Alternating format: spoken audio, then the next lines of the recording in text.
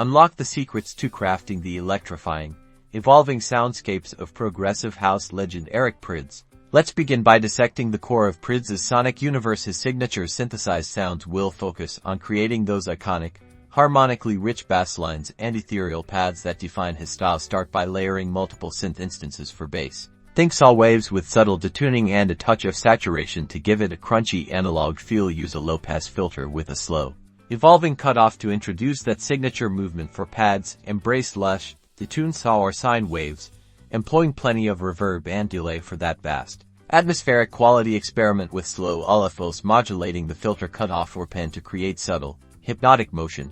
Next, we'll explore Prydz's mastery of arrangement and tension building. His tracks are journeys, meticulously constructed to take the listener on a progressive ride. Focus on long, gradual build-ups. Introduce new elements slowly, often starting with subtle atmospheric textures and gradually layering in the kicks, basses, and melodic hooks. Use breakdowns strategically to provide moments of release and anticipation before the next energetic surge. Don't be afraid of repetition, but ensure each repetition is accompanied by subtle sonic evolution. Why? Maybe the introduction of a new percussive element, a filter sweep, or a slight change in the melody. Finally, let's talk about the overall production aesthetic. Prydz's sound is characterized by its clarity, punch, and immense stereo width. Pay close attention to your mixing. Ensure your kick drum is punchy and well-defined, and that your bassline sits perfectly in the mix without masking other elements. Employ cytokine compression from your kick to your bass and elements, like pads, to create that iconic pumping effect. Utilize panning and stereo widening tools to create a wide and immersive soundstage,